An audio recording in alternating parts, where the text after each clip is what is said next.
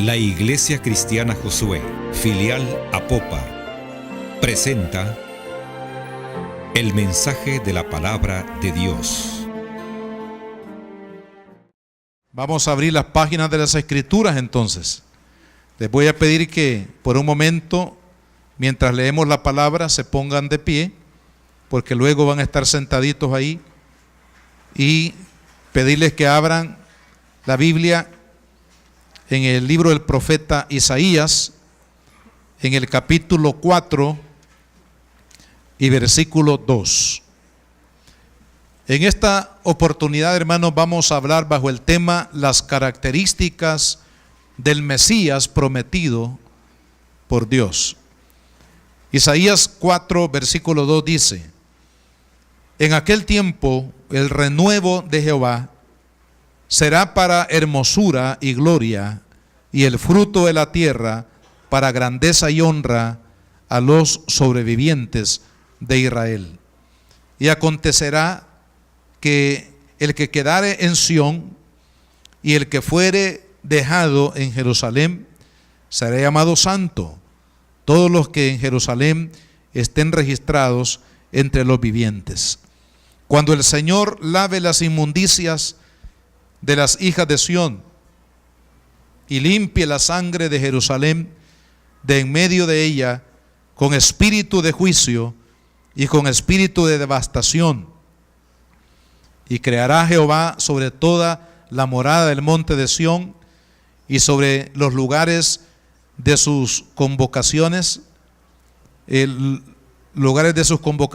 nube y oscuridad de día, y de noche resplandor de fuego que eche llamas, porque sobre toda gloria habrá un dosel. Versículo 6: y habrá un abrigo para sombra contra el calor del día, para refugio y escondedero contra el turbión y contra el aguacero. Padre, te damos las gracias por tu santa palabra. Pedimos, Señor, que el Espíritu Santo nos haga discernir esta palabra. Señor, que nos ilumines para poder entender la revelación que está en ella para nuestras vidas, para nuestro provecho espiritual. Señor, ponemos en tus manos este mensaje de tu palabra, que sea de edificación, de bendición, Señor, para cada una de nuestras vidas. En el nombre de Jesús lo pedimos y te damos las gracias. Amén y amén.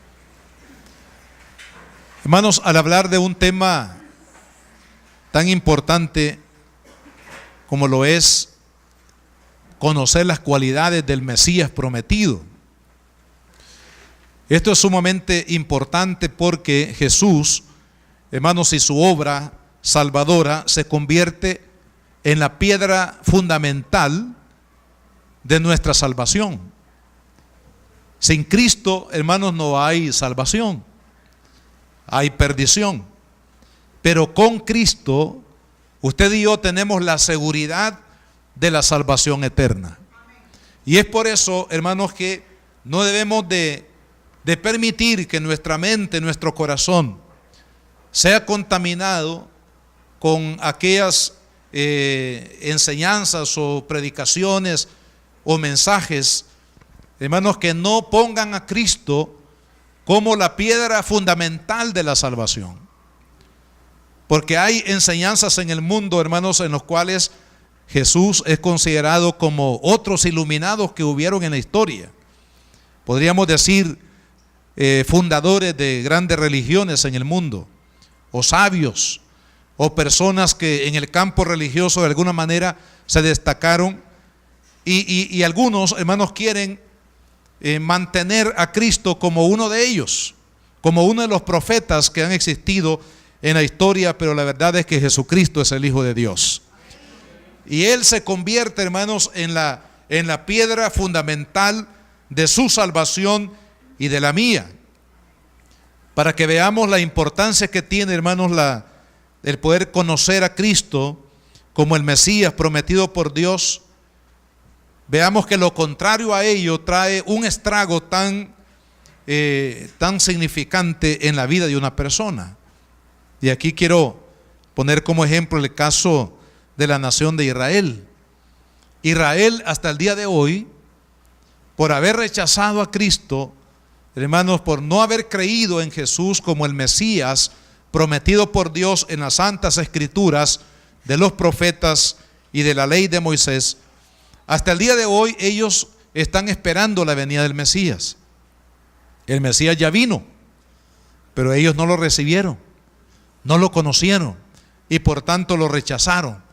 Y hasta el día de hoy ellos están esperando la venida del Mesías. ¿Por qué? Porque hubo en ellos una actitud, hermanos, de rechazo, aun cuando ellos tenían la palabra de Dios, la que vamos a estudiar hoy, del Antiguo Testamento, como evidencias de cuáles serían las señales o las cualidades del Mesías. Sin embargo, ellos, por haber mantenido una actitud, hermanos, negativa, de rechazo hacia Cristo, ellos no pudieron conocer el tiempo de la visitación de Dios para sus vidas. El apóstol Pablo, que fue un defensor y también un promotor del judaísmo, en su época siendo él un fariseo y un maestro, hermano de la ley, pero cuando él tuvo ese encuentro personal, vea qué importante, hermanos, y clave es tener un encuentro personal con Jesucristo. Es que eso es lo que cambia la vida de una persona. Y este hombre, hermanos, a pesar de que era un defensor tan entregado, tan apasionado del judaísmo, pero cuando él tuvo un encuentro personal con Jesucristo, su vida fue transformada, porque de primera mano él conoció, hermanos, que Jesús era el Mesías que Dios había prometido en su santa palabra en el Antiguo Testamento. Ahora, luego de que él conociera a Cristo de esa manera, en el libro de los Hechos de los Apóstoles, en el capítulo 17, dice lo que dice acá, Hechos 17:1. Pasando por Anfípolis y por Apolonia, llegaron a Tesalónica, donde había una sinagoga de los judíos. La sinagoga era el lugar donde los judíos se reúnen para leer la Torá, o sea, la ley de Dios, y para rendirle culto a Dios de acuerdo a sus, a sus convicciones, ¿verdad? De acuerdo a sus creencias. Entonces Pablo, conociendo que los judíos se reunían en la sinagoga todos los sábados, o sea, el día de reposo, dice el versículo 12, y Pablo, como acostumbraba, fue a ellos y por 3 días de reposo, o sea, por 3 semanas consecutivas, discutió con ellos. Versículo 3, declarando y exponiendo por medio de las escrituras. Y cuando se menciona aquí la palabra escritura, se está refiriendo al Antiguo Testamento, se está refiriendo a la ley de Moisés, se está refiriendo a los profetas, se está refiriendo a los salmos, que son, hermanos, las escrituras que los judíos reconocen como genuinas, que vienen como revelación de parte de Dios. Pero Pablo, por medio de esas mismas escrituras que ellos veneran y obedecen, dice, les enseñaba que era necesario que el Cristo, o sea, que Jesús padeciese y resucitase de los muertos. Y dice que Jesús, a quien yo anuncio, decía Pablo, él les decía, él es el Cristo. En otras palabras, por las escrituras, Pablo estaba discutiendo y demostrándole a los judíos que Jesucristo, el que ellos habían rechazado, que Jesucristo a quien ellos habían llevado, hermanos, a la cruz del Calvario, él era el Mesías que Dios había prometido en las santas escrituras. Entonces quiere decir que Pablo, siendo un judío, pero ahora convertido a Cristo, él se dio cuenta que Jesús era el verdadero Mesías. Y amados hermanos, qué importante entonces que nosotros conozcamos las escrituras, porque el mejor argumento que que usted y yo podemos darle al mundo acerca de que Jesús es el Hijo de Dios, que Jesús es el camino, la verdad y la vida, que Jesucristo es el único que salva, el único que perdona, el único que da vida eterna, que Jesucristo es el Hijo de Dios. La evidencia más grande que el mundo, hermano, ha de ser impactado por ella es la palabra de Dios. No será por fábulas, no será, hermanos, de otra manera como el mundo ha de ser convencido acerca de la genuinidad de Cristo como el Mesías, sino a través de la palabra. ¿Por qué? Porque la palabra es poder de Dios. El apóstol Pablo lo dijo: no me avergüenzo del evangelio, porque el evangelio es poder de Dios para salvación. Hermanos, la palabra de Dios es vida. La palabra de Dios es poder, la palabra de Dios es fuego, la palabra de Dios es martillo que quebranta la roca. Por eso es que Pablo, hermanos, no convenció a los judíos acerca de que Cristo era el verdadero Mesías por sus argumentos personales, sino dice por las Escrituras. Amén. Qué importante entonces, hermanos, que por las Escrituras, por el mensaje revelado de Dios, usted y yo estemos convencidos que estamos en la verdad, y la verdad se llama Jesús. Amén. Que usted no está equivocado. Si usted ha tenido alguna duda en algún momento y dice: bueno, no sé si yo estoy en la verdad, si he escogido el verdadero camino, si realmente Cristo es el único Salvador, pero quiero decirle que sí, usted está en la verdad, la única verdad, que se llama Jesucristo. Ahora, quiero compartir, hermano, porque esto puede ayudarnos a entender por qué, en algún sentido,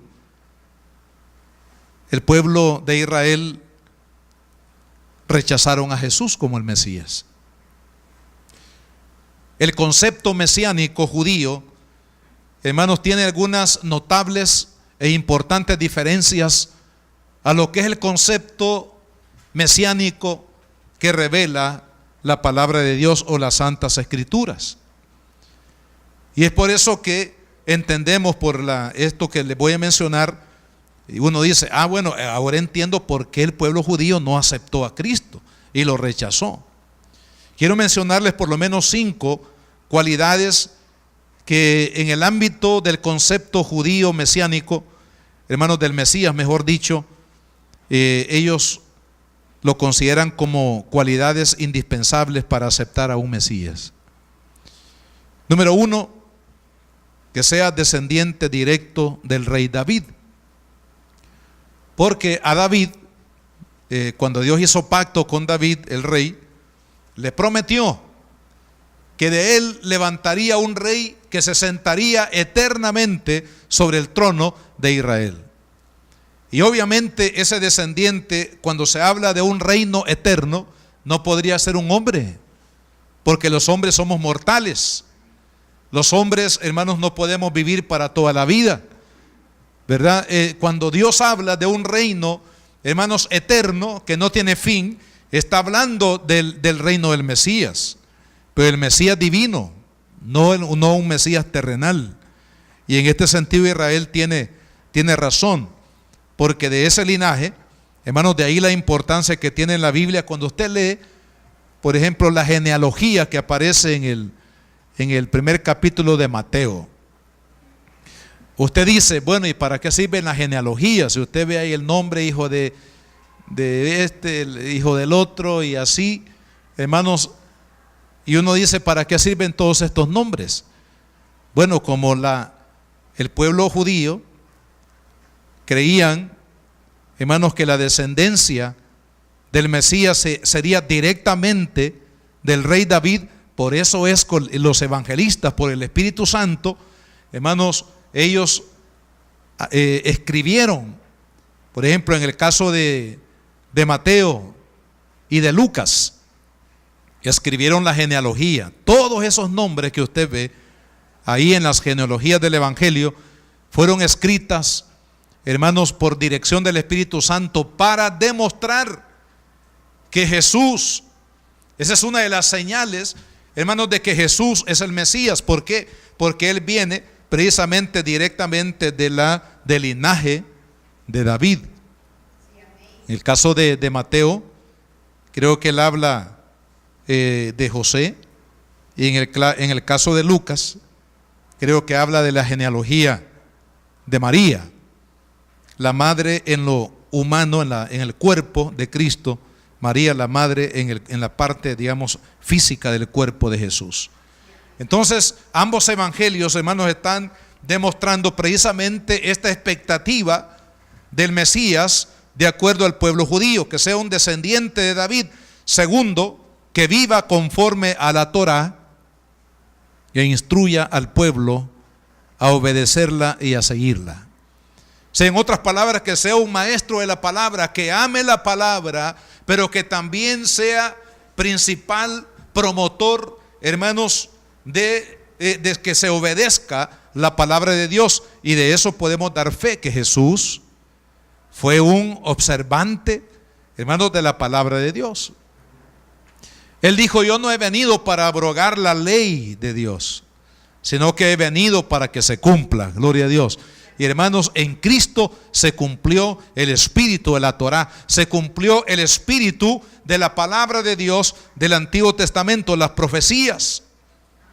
Jesucristo dijo: yo no he venido a hablarles de mi propio corazón, he venido para hablarles lo que oigo de mi Padre. Gloria a Dios. O sea que Jesús, aún algunos rabinos del pueblo judío reconocieron a Cristo como maestro. ¿Recuerdan ustedes ahí en Juan capítulo 3? Nicodemo era, hermanos, un maestro de la ley, lo que era conocido en el pueblo judío como un rabí, un rabino, un instructor de la Torá, de la palabra, de las santas escrituras. Y este hombre, hermanos, que no era una persona cualquiera, es decir, en el sentido de que no tenía un conocimiento pleno de lo que era realmente un maestro para Israel, él reconoció a Cristo como un maestro. ¿Por qué? Porque Jesús fue respetuoso, porque Jesús fue obediente, porque Jesús, hermano, fue promotor de la obediencia a la palabra de Dios. Es más, Cristo mismo, hermanos, es la palabra viva de Dios. Amén. Porque Él dice en la Escritura, es el verbo de Dios, hermanos, entre nosotros. Así es que es la segunda señal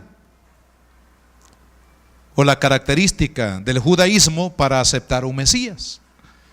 La tercera, que luche la guerra de Dios y las gane. En otras palabras, ellos esperan a un Mesías que sea un rey terrenal, no celestial.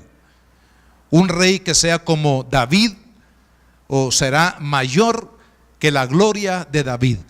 Para el pueblo judío, hermanos, David se convierte en el rey más admirado, en el prototipo del Mesías venidero. Ellos creen, hermanos, que el Mesías vendrá a vencer a todos los enemigos que Israel tiene hoy en día. Y ustedes saben que Israel tiene muchos enemigos en todas las latitudes del mundo.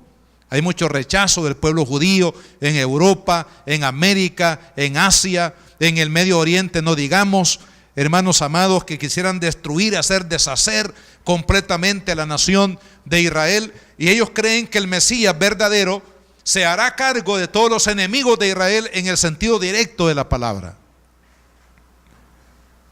Claro, cuando ellos vieron a Jesús humilde, a ese Cristo, hermanos, manso, como un cordero mudo, ellos por eso rechazaron a Cristo, porque no podían ver, hermanos, en la vida de Jesucristo a ese guerrero que toma la espada para defender al pueblo de Israel, que era el prototipo que ellos tenían, hermanos, del Mesías que esperaban.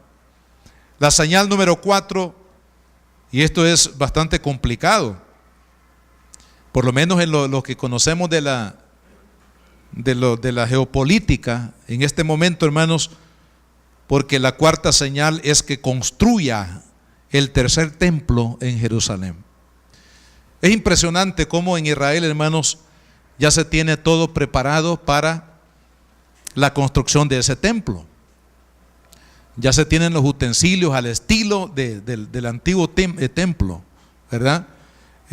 Todo lo que guardaban en el tabernáculo, hermanos, el altar de los sacrificios, el lavacro, el pan de los panes, es decir, la mesa de los panes, el candelero o candelabro de 7 brazos, el altar del incienso, hermanos, ¿cómo le llaman? El arca del pacto. Ya todo, hermanos, está listo, ya todo está preparado, las vestiduras de los sacerdotes, del sumo sacerdote, de los que van a ministrar en el altar, prácticamente el dinero, hermanos, ya ellos lo tienen precisamente para iniciar, y ellos están esperando, hermanos, que el Mesías que ellos van a aceptar, hermanos, tendrá como una de las señales, es que va a levantar el templo, el tercer templo en Jerusalén. Y el problema es que se va a levantar ahí donde está el templo musulmán actual, conocido como el templo de la cúpula dorada, que es un templo venerado para el mundo musulmán, considerado un lugar santísimo. Imagínense usted el conflicto que se puede dar entre Israel, hermanos, aún mayor de lo que ahorita se tiene con el mundo musulmán. Si Israel tocara una piedra o un ladrillo, hermanos, de la construcción de este templo, imagínense usted lo que se generaría. Por eso es que ellos creen que el Mesías, hermanos, venidero, él va a tener la capacidad de poder levantar el templo, construir el tercer templo. El primero fue el de Salomón, que fue destruido por los babilonios. El segundo templo fue el templo que se conoce como el templo de Herodes, que fue levantado en época de Herodes y que fue destruido en el año 68 o 70 de la era cristiana por el Imperio Romano. Y ahora ellos están esperando, hermanos, el que se erija el nuevo templo donde Israel volverá, hermanos, a adorar a Dios al estilo del Antiguo Testamento. Y la quinta señal es que reúna a todos los judíos que están dispersos en el mundo entero. O sea, los que están en lo que se conoce como la diáspora. O sea, los que fueron esparcidos precisamente a través de la destrucción del templo. Hermanos, Israel fue esparcido por las naciones a través de la destrucción y la persecución imperial. Y ellos creen que el Mesías tendrá una capacidad sobrenatural de parte de Dios para atraer a todos los judíos sin quedar uno solo, hermanos, disperso en las naciones, y reunirlos a todos 100% en la ciudad de Jerusalén, en Israel, para restaurar a la nación de acuerdo a lo que ellos interpretan de las profecías del Antiguo Testamento.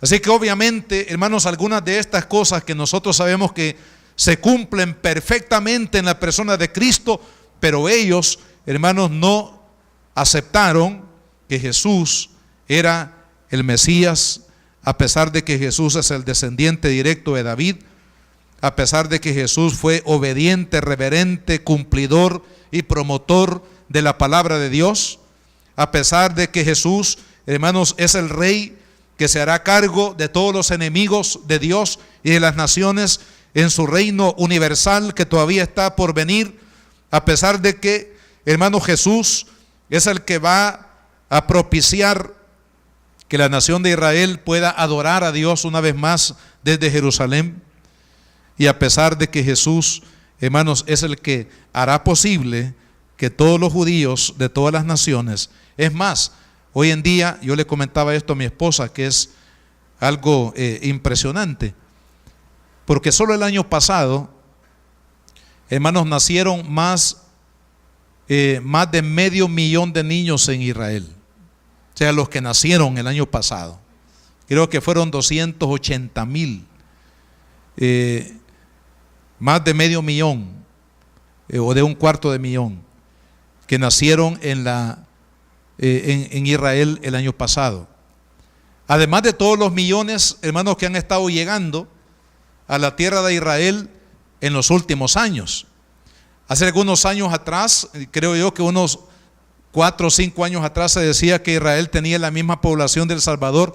Más o menos andábamos por 6 millones de habitantes, e Israel tenía hace unos 5 años, hermanos, 6 millones de habitantes, al igual que la República de El Salvador. Pero sabe que hoy en día Israel está llegando a los 9 millones. Ha crecido, hermanos, de una manera exponencial en cuanto a habitantes de Israel en relativamente pocos años. ¿Por qué? Hermanos, porque Dios está trayendo, como cumplimiento de las profecías mesiánicas, Dios está trayendo a los judíos que estaban dispersos en las naciones, los está trayendo a su tierra, a su nación, a su pueblo. ¿Por qué? Hermanos, porque Dios está preparando la segunda venida de Cristo, que pronto será. Así que lo que ha sucedido, hermanos, es que Israel ha tenido un velo en su mente, en su corazón, a raíz de que rechazaron a Cristo. La palabra de Dios dice que ellos no conocieron el tiempo de la visitación. En la palabra, hermanos, en el Nuevo Testamento, por ejemplo, en Juan 1:11, dice la Escritura: los suyos vino, los suyos no lo recibieron, o sea, lo rechazaron. Jesús vino a su pueblo, vino a mostrarles que Dios estaba cumpliendo la palabra de enviar al Mesías. Sin embargo, ellos lo rechazaron. Y en Mateo capítulo 23, hermanos, después de que Jesús les da una tremenda exhortación a los escribas y a los fariseos por su actitud de hipocresía religiosa, les declara esta palabra. Mateo 23, versículo 37. Dice: Jerusalén, Jerusalén, que matas a los profetas y apedreas a los que te son enviados. ¿Cuántas veces quise juntar a tus hijos, como la gallina junta a sus polluelos debajo de sus de las alas, y no quisiste? He aquí, vuestra casa os será dejada desierta, porque os digo que desde ahora no beberéis hasta que digáis: bendito el que viene en el nombre del Señor. ¿Por qué Jesús declaró estas palabras sobre Jerusalén? De manera simbólica, Jerusalén estaba representando a todo el pueblo de Israel. Jesús se está refiriendo a todo el pueblo de Israel, hermanos, que el Señor les reveló al Mesías. El Señor quiso, hermanos, traer la cobertura de su amor y de su gracia sobre ellos, pero ellos no quisieron. Y la expresión de que no quisieron está revelando que rechazaron a Cristo, rechazaron al Mesías, y por lo tanto, hermanos, todavía están en espera, porque el mismo Señor lo dice acá, de que digan: bendito el que viene en el nombre del Señor. O sea, viene el día, y eso pues tendríamos que ocupar demasiado tiempo para explicar, hermanos, el día cuando Israel se va a volver a Dios, y entonces dirán de Jesús: bendito el que viene en el nombre del Señor. En otras palabras, Israel un día, hermanos, va a reconocer que aquel que rechazaron, lo dice el profeta Zacarías, que aquel que hirieron, que aquel que golpearon, que aquel que rechazaron, que aquel que llevaron a la cruz del Calvario era el verdadero Mesías, y van a llorar como lloran los niños, y van a llorar, hermanos, por haber rechazado a Cristo, y lo van a aceptar como el Mesías verdadero. Eso está en el futuro profético establecido en la palabra de Dios. Pero por ahora, hermanos, ellos están velados acerca de Cristo. Es más, algunos, los que se conocen como los judíos, hermanos, más radicales, no solamente no creen en Jesús, sino que adversan a Cristo y están en contra y denigran, hermanos, la persona de Jesucristo. Tanto es el rechazo hacia la obra del Mesías. ¿Por qué? Porque Jesús, según ellos, no encajó en el perfil, en el concepto, hermanos, mesiánico que ellos esperaban. Pero la pregunta es, hermanos, ¿de dónde ellos sacaron un concepto diferente al concepto que les reveló Cristo?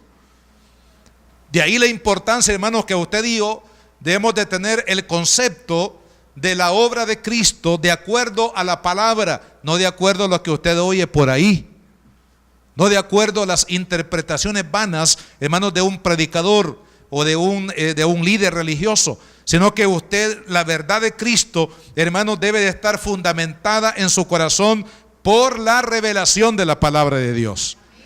Por eso me encanta mucho lo que dice la Escritura en el pasaje que leímos de Hechos 17:3. Dice que Pablo, por las Escrituras, les demostró a los judíos que Jesucristo, el que murió y el que resucitó, era el ungido de Jehová. Por las Escrituras. Hermanos, por eso la iglesia de Cristo tiene que predicar el evangelio, su principal responsabilidad. Y la responsabilidad de esta iglesia, amados hermanos, es predicar el evangelio de Jesucristo. ¿Por qué? Porque la palabra de Dios es poder. Porque la palabra de Dios es la única que traerá, hermanos, al mundo de la ignorancia espiritual en la que vive a la verdad de Dios. Pero eso tiene que ver con la predicación de la palabra. Por eso tenemos nosotros que hablar de Cristo, hermano. Si usted no lo hace, nadie lo va a hacer. Si usted y yo no hablamos de Cristo, hermanos, nadie lo va a hacer. Los políticos no están interesados en Cristo. Los ricos y famosos no están interesados en Cristo. Los filósofos de este mundo, los intelectuales, amados hermanos, no están interesados en Cristo. Ellos no van a hablar de Cristo. Al contrario, van a adversar a Cristo. Pero es la iglesia la que tiene que poner en alto el nombre de Jesús. Por las Escrituras, hermanos, tenemos que demostrar que Jesucristo es el único Dios verdadero, que Jesucristo es el camino, la verdad y la vida. ¿Por medio de qué? Por medio de las santas Escrituras. Y veamos, hermanos, para un par de ejemplos, porque el tiempo se nos fue en el primer punto. En el segundo punto, quiero que veamos los términos que en el Antiguo Testamento revelan las cualidades que tendría el Mesías. Primero, en este pasaje que hemos leído de Isaías capítulo 4, versículo 2, dice: en aquel tiempo el renuevo de Jehová será para hermosura y gloria. Y de él, dice, brotarán frutos que han de bendecir al pueblo de Israel, que lo ha de levantar, que lo ha de bendecir. Hermanos, aquí interesantemente, la palabra renuevo está relacionado con la agricultura. Por ejemplo, cuando usted poda un árbol, si nosotros quisiéramos podar esta palmera o cualquier arbusto o árbol, usted lo poda, lo corta, las ramas o el vástago principal, y después de unos días, ¿qué va a suceder? Habrán lo que nosotros le llamamos cogollos. Habrán ramas nuevas que van a comenzar a brotar. ¿Por qué? Porque están brotando de la raíz, del tallo, del vástago principal. Es decir, que esas ramas son de la misma naturaleza del árbol. Entonces aquí, cuando el profeta anuncia, hermanos, la llegada del Mesías, dice que él será el renuevo de Jehová. En otras palabras, Cristo, hermanos amados, no es diferente de Dios. Cristo es de la misma naturaleza de Dios. Por eso es que del Antiguo Testamento, hermanos, se habla del Padre, del Creador, se habla del Espíritu de Jehová, o sea, del Espíritu Santo revelado en el Nuevo Testamento también. Y se habla también, hermanos amados, de Cristo, del Hijo de Dios, del Salvador. La Trinidad de Dios no significa que hay tres dioses, porque algunos dicen, el que cree en la Trinidad es un idólatra, porque está creyendo en tres dioses. No, es que hay que entender, como Jesús dice acá, el renuevo de Jehová significa de la misma naturaleza, ¿verdad? No una naturaleza distinta, sino de la misma naturaleza. La Trinidad de Dios significa, hermanos, que Dios se ha manifestado en tres personas: Padre, Hijo y el Espíritu Santo. Y esta no es una revelación del Nuevo Testamento, no. Desde el Antiguo Testamento, hermanos, está la revelación de la Trinidad divina, la manifestación de Dios en tres personas que son uno, como Jesús dijo: Señor, tú y yo somos uno, y así quiero que mis hermanos seamos unos, así como tú y yo somos uno.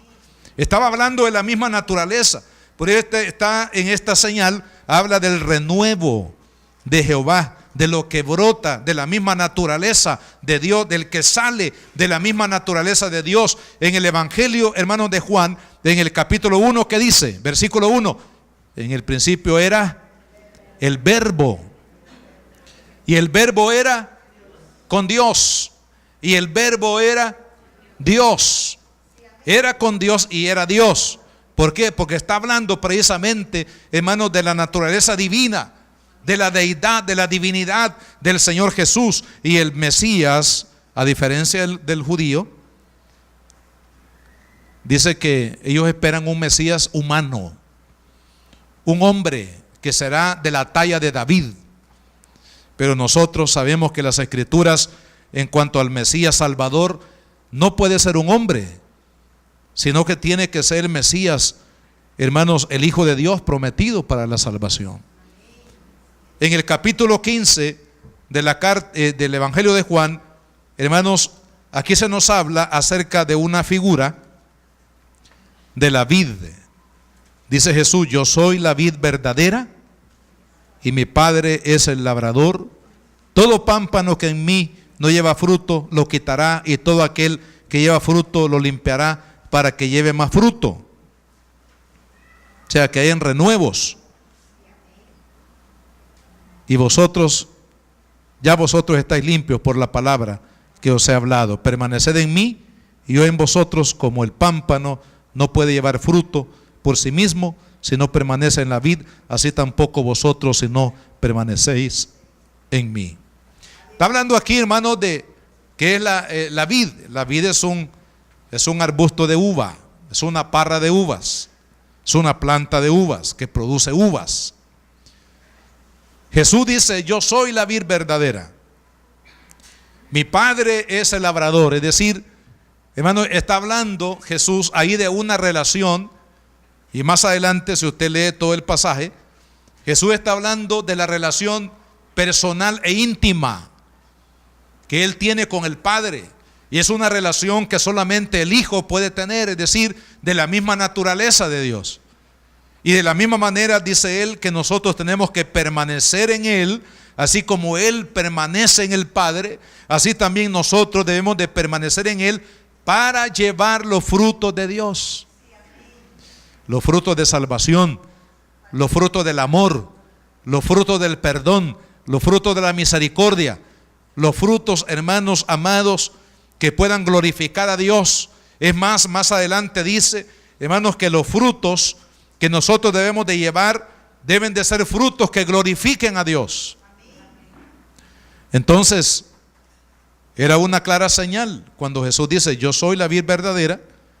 Se está refiriendo precisamente a la señal del renuevo del Antiguo Testamento, de la misma naturaleza de Dios, y que llevará los frutos de Dios para gloria de su nombre. Segundo lugar, la segunda figura que menciona el Antiguo Testamento, hermanos, lo podemos ver en el libro de los Salmos. Vayamos ahí al libro de los Salmos, al número 2, versículo 6. Dice: pero yo he puesto mi rey sobre Sión, mi santo monte. Yo publicaré el decreto. Jehová me ha dicho: mi hijo eres tú, yo te engendré hoy. Pídeme y te daré por herencia las naciones, y como posesiones tuyas los confines de la tierra. Los quebrantarás con vara de hierro, como vasija de alfarero los desmenuzarás. Versículo 12. Honrad al Hijo para que no se enoje y perezcáis en el camino, pues se inflama de pronto su ira. Bienaventurados todos los que en Él confían. Aquí, hermanos, David en los Salmos está revelando otra cualidad del Mesías y lo menciona como hijo. No se refiere a David y a Salomón, ¿verdad?, su hijo, ni tampoco se refiere a David que está a la diestra de Dios, sino que definitivamente se refiere al Mesías venidero, ¿verdad? David en el Nuevo Testamento, hermanos, esta declaración del Salmo 2 es citada por el apóstol Pedro en el capítulo 4 del libro de los Hechos de los Apóstoles. Vamos a ir ahí para ver lo que Pedro por el Espíritu Santo aplica acerca de esta profecía de Jesús, el Mesías, como Hijo de Dios.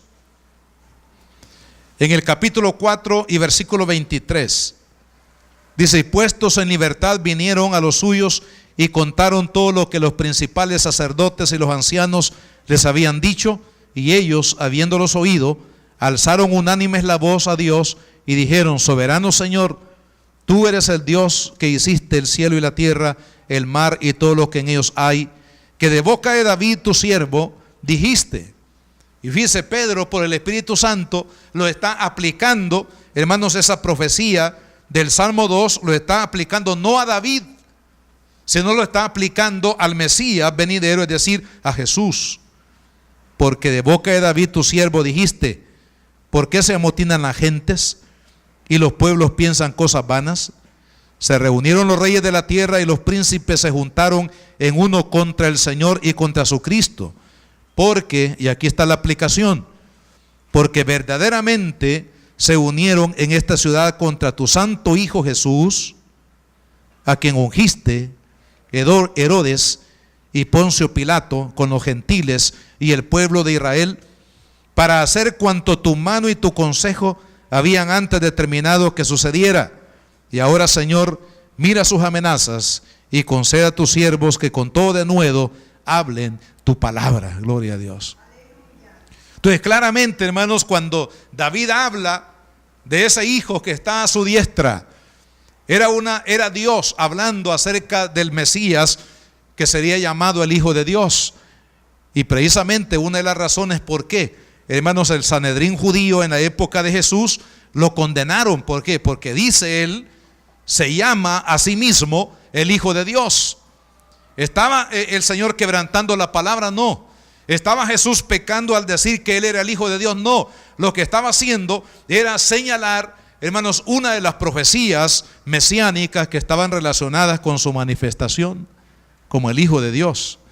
Y por eso Pedro acá claramente hace la aplicación de que Jesús era el Cristo del cual habló David en el Salmo 2. Por otro lado, también en el capítulo 2 de este mismo libro de los Hechos de los Apóstoles, hermanos, en el versículo 25, aquí estamos hablando del primer mensaje que Pedro predica. ¿Se acuerdan? El primer mensaje de Pedro, después de que fue lleno del Espíritu Santo.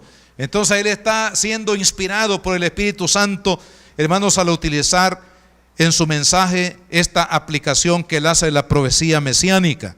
En el versículo 25 dice: porque David dice de él, hablando de Jesús: veía al Señor siempre delante de mí, porque está a mi diestra, no seré conmovido. Por lo cual mi corazón se alegró y se gozó mi lengua, y aún mi carne descansará en esperanza, porque no dejarás, y aquí está citando una profecía del Salmo 16, que es un salmo mesiánico. Dice: porque no dejarás mi alma en el Hades, ni permitirás que tu santo vea corrupción. Me hiciste conocer los caminos de la vida, me llenarás de gozo con tu presencia. Y aquí viene la aplicación. Varones, hermanos, se os puede decir libremente del patriarca David que murió y fue sepultado, y su sepulcro está con nosotros hasta el día de hoy. Y eso es cierto. En lo que se conoce la ciudad de Sión, hermanos, ahí está la tumba del rey David. Todas las personas, los peregrinos que van a visitar la nación de Israel, hermanos, generalmente lo llevan a conocer el lugar de la tumba de David, que está ahí en Sión. Entonces, claramente estas palabras, hermanos, del Salmo 16, que son una profecía mesiánica, no se cumplieron en David. ¿Por qué? Porque él dice Pedro acá, el sepulcro de David está entre nosotros. Entonces no se pudo referir a David el rey esta profecía. Cuando él dice, no dejarás mi cuerpo en el Hades, ni permitirás que mi cuerpo vea corrupción, porque David, hermano, se murió, su cuerpo se corrompió y está en la tumba hasta el día de la resurrección. Entonces no se podía referir a él. Eso es lo que está diciendo aquí Pedro. Versículo 30, pero siendo profeta, reconociendo que David era un profeta de Dios, y sabiendo que con juramento Dios le había jurado que de su descendencia, en cuanto a la carne, levantaría al ungido o al Cristo, para que se sentase en su trono. Y vea lo que dice, viéndolo antes, habló de la resurrección de Cristo, que su alma no fue dejada en el Hades, ni su carne vio corrupción. A este Jesús resucitó Dios, de lo cual todos nosotros somos testigos. Gloria al Señor. Aquí, hermanos, se estaba cumpliendo una profecía mesiánica, una profecía. Por eso es que Jesús dijo que era el Hijo de Dios. ¿Por qué? Porque una señal de la profecía mesiánica de las escrituras del Antiguo Testamento apuntaban a que el Mesías sería el Hijo de Dios. Y efectivamente, hermanos, así sucedió. Una tercera cualidad que vemos en las escrituras, y aquí nos vamos a quedar. En el capítulo, vamos a Isaías capítulo 42. Isaías 42, 1 dice: he aquí mi siervo, yo le sostendré, mi escogido, en quien mi alma tiene contentamiento. He puesto sobre él mi espíritu, él traerá justicia a las naciones.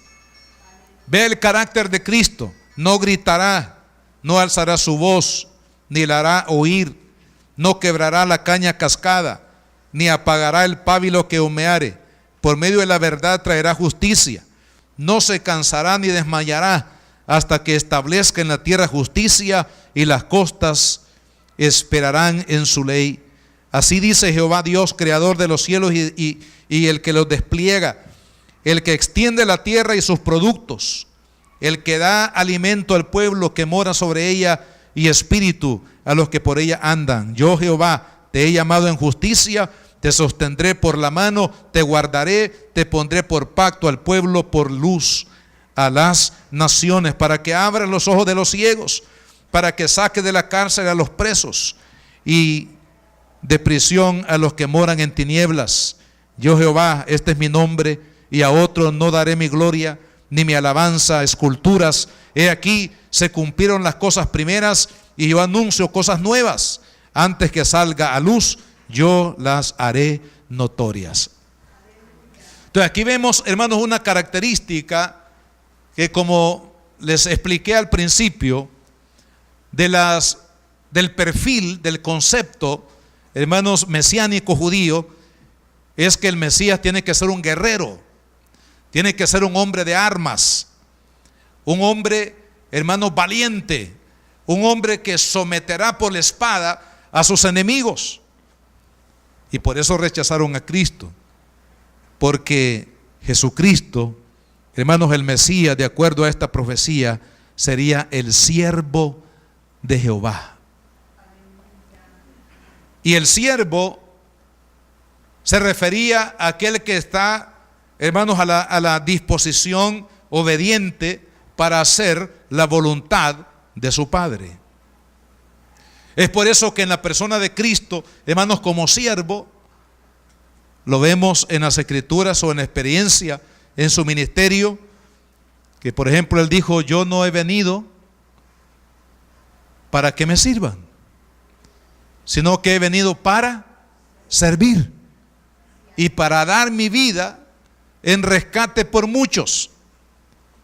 Por eso podemos ver a Cristo, amados hermanos, un carácter manso, un carácter sumiso, un carácter, hermano, dócil. Jesucristo no era un revoltoso.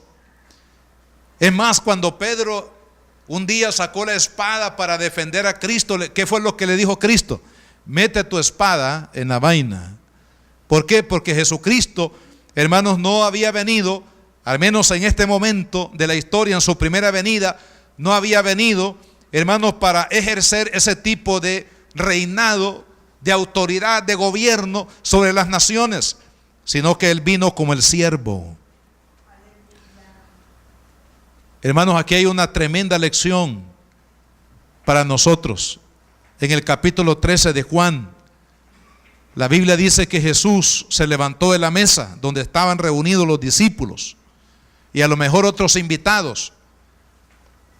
Se levantó de la mesa, tomó una toalla, se despojó de su túnica, se quedó con su vestidura interna, hermanos, se tomó el hebrío y luego comenzó a lavar los pies de los discípulos. Ah, qué tremendo, hermano. ¿Sabe por qué? Porque este era el trabajo de los siervos de la casa. Era el trabajo del esclavo. Aquel esclavo del amo que tenía la obligación para dar una bienvenida a los visitantes, ser hospitalario, hacer sentir bien a los invitados. Como responsabilidad tenía el lavar los pies de cada uno de los invitados. Pero sucedió, hermanos, que en esta ocasión nadie le lavó los pies a nadie. El siervo que tenía que hacer este trabajo, a saber a dónde estaba, hermano. Y los discípulos mucho menos, porque lavarle los pies a otros, eso implica humillación, implica humildad, implica, hermanos, ser siervo. Y una de las cosas que más nos cuesta a nosotros ser siervo, ¿verdad? Queremos que nos sirva. Mamá, tienes que servirme. Cuando mamá le dice, tienes que ir a lavar esto, tienes que hacer esta tarea en el hogar, comenzamos a poner, hermanos, mil excusas. Pero sí queremos que nos sirva papá, nos sirva mamá, nos sirva el hermano, el maestro en la iglesia, el pastor, los demás hermanos, pero la vocación del Hijo de Dios es de ser siervo. Bienaventurados aquellos, hermanos, que han entendido que en la iglesia no estamos para ser servidos por los demás, sino para servir a los demás, gloria a Dios. Así como recibimos el testimonio del Mesías, de Cristo Jesús, hermanos, que se levantó de la mesa y comenzó a lavar los pies de los discípulos. Y Él les dice, ejemplos he dado para que así como yo he hecho con ustedes, ustedes lo hagan los unos con los otros. Un día, dice la Escritura, que la madre de Santiago y de Juan le dijeron a Jesús, Señor, cuando vengas en tu reino, cuando estés en la gloria de tu reino, te pido que uno de mis hijos se siente a tu izquierda y el otro se siente a la derecha. Estaba pidiendo esta madre, hermanos, la máxima autoridad después de Jesús en el reino de Dios. Yo entiendo que las mamás queremos lo mejor para los hijos, ¿verdad? Pero aquí se le pasó la mano, hermano. Estaba pidiendo los puestos más altos para sus hijos. Y entonces Jesús le dice, bueno, quiero explicarte que los gobernadores del mundo, o sea, los que tienen el pensamiento del mundo, se enseñorean de los demás para adquirir poder, para adquirir grandeza, para adquirir autoridad. Pero en el reino de Dios no será así, sino que aquel que quiera ser grande será el servidor. Si usted quiere ser grande, hermanos, en la iglesia, ocupe el lugar del siervo. Si usted quiere buscar grandeza, popularidad, los mejores puestos de autoridad dentro de la iglesia, hermanos, a través de la votación popular o a través de agradar en la carne a los demás, estamos equivocados. Si queremos ser grandes en el reino de los cielos, tenemos que ser siervos. Cristo Jesús, el Mesías, por eso, hermanos, que Israel rechazó a Cristo, porque cómo podían ver al Mesías, hermanos, en Cristo Jesús, si era manso, humilde. La palabra dice que era como cordero mudo que fue llevado al matadero. Es decir, cómo podían, es más, algunos de ellos dijeron, de Nazaret puede salir algo bueno. Escudriñen la historia y se darán cuenta que de Galilea nunca ha salido un profeta para Israel. Es decir, hasta eso, hermanos, señalaron en la humildad de Jesucristo. ¿Por qué, hermanos? Porque ellos tenían un concepto mesiánico completamente distorsionado. Pero la palabra dice que el Mesías será mi siervo. Y sabe, hermanos, con esto quiero finalizar. Por el hecho de que Jesucristo vino como siervo, es que usted y yo estamos aquí hoy. Esa es la razón por qué usted y yo ahora tenemos vida eterna, amén. Tenemos salvación eterna. ¿Por qué, hermanos? Porque un día el Mesías, el Hijo de Dios, vino en humildad a este mundo, hermanos, para entregar su vida. Y de eso vamos a hablar en la segunda parte de este mensaje, de otras cualidades del Mesías. Pero, amados hermanos, a causa de la humildad del siervo de Jehová llamado Jesús, es que usted y yo ahora podemos tener vida eterna y seguridad del perdón y de la salvación. Vamos a orar. Póngase de pie, por favor. Vamos a darle gracias al Señor. Ahí donde usted está, comience a orar. Comience a darle gracias a Dios por sus bondades, por su misericordia. Amado Padre, una oración, Señor, que encierra, Padre, el deseo de nuestro corazón, y que es el deseo más bien de tu corazón. Que conozcamos, amemos, sirvamos al Hijo de Dios, aquel a quien tú enviaste a este mundo, Señor, como un siervo, el Hijo de Dios, como el renuevo de Jehová que lleva sus frutos, su fruto de vida eterna. Señor, que Jesús sea el centro, el Señor, el Rey de nuestras vidas, de nuestro matrimonio, de nuestros hijos, de nuestros hogares, de la iglesia, de las naciones. Cristo es la roca de fundamento, Señor, de nuestra vida.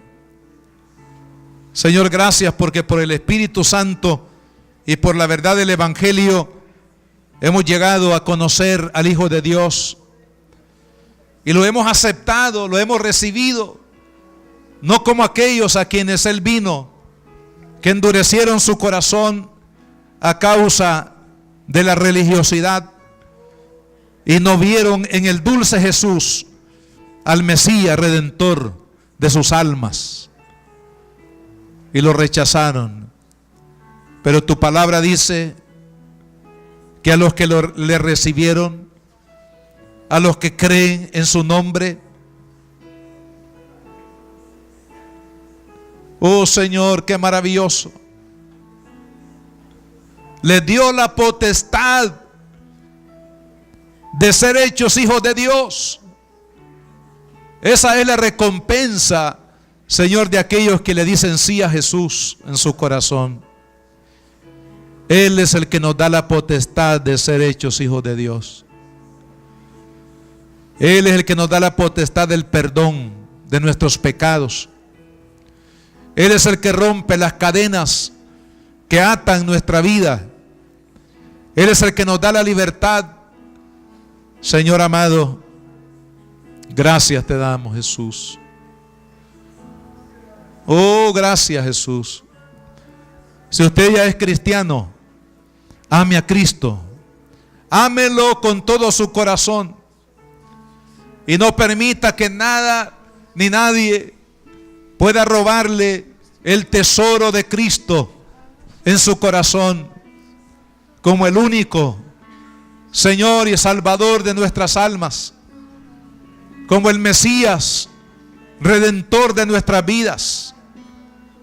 Señor, que podamos amarte, que podamos pelear por ti a través de las Escrituras, demostrarle al mundo, Señor, que tú eres el Hijo de Dios, que tú eres el enviado de Dios con la misión de traer vida eterna al corazón de cada hombre, de cada persona, Señor, sobre la faz de la tierra. Jesús, revélate así como te revelaste a Saulo de Tarso, ahí camino a Damasco, que así también te reveles al corazón de cada uno, Señor, de los hombres en este país, en esta nación y en el mundo entero, Señor, por las Escrituras, que entendamos que tú eres el Hijo de Dios. Quiero hacer una invitación para todos aquellos que todavía no le han dicho sí a Cristo en su corazón. La palabra de Dios dice que a los que le recibieron, a los que creen en su nombre, les dio potestad de ser hechos hijos de Dios. Si hay alguien aquí en el templo o allá en la distancia, en los hogares, donde quiera que usted haya escuchado esta palabra, que usted siente ese llamado de Cristo para que usted entregue su vida, su corazón a Él, quiero invitarle para que usted haga esta oración de entrega a Cristo, de decirle sí a Cristo en su corazón. Él le dará la potestad de hacerlo un hijo de Dios, de darle vida eterna, porque Él lo ha prometido en su palabra. Ore conmigo y dígale: Padre, en el nombre de Jesucristo, vengo delante de ti para pedirte perdón por todos mis pecados. Reconozco, Jesús, que te he ofendido con mis pecados, con mi vida, lejos de ti. Pero ahora, Señor, me vuelvo a ti, Señor Jesucristo. Reconozco que tú eres el Hijo de Dios. Reconozco que tú eres el Salvador del mundo. Jesús, yo te recibo en mi corazón como mi único, mi suficiente Salvador. Perdóname todos mis pecados, cambia mi vida, dame la vida eterna que tú has prometido, Señor, para mí, porque este día, Señor, yo te hago el Señor de mi vida. Gracias por amarme, gracias por perdonarme, gracias por darme la vida eterna. Oh, amado Jesús, que yo pueda vivir para ti todos los días de mi vida, hasta que tú vengas o hasta que tú me llames a tu presencia. Señor amado, gracias. Gracias, Señor, por tu misericordia. Bendigo a cada uno de mis hermanos este día, Padre. Te pido que los sustentes y los mantengas firmes en la verdad de Jesucristo como nuestro Mesías Redentor. Padre, que por las Escrituras le podamos testificar a otros acerca de quién es Jesús y de lo que Él ha hecho por cada uno de nosotros. Señor amado, que seamos mensajeros de esperanza para este país, para esta ciudad, para este mundo, Señor. Oh, Dios mío, entregamos nuestra vida. Ayúdanos a caminar, a perseverar, a creer, a amar y servir a Cristo todos los días de nuestra vida, Señor. Que nos levantemos para lavar los pies de nuestros hermanos, sirviéndoles la palabra, sirviéndoles en la oración, sirviendo, Señor amado, en la iglesia, llevando el evangelio, Padre, a aquellos que lo necesitan. Eso es lavar los pies a los hermanos. Hoy en día, el servicio. Señor, bendice a tu iglesia, Padre. La Iglesia Cristiana Josué, filial Apopa, presentó el mensaje de la palabra de Dios.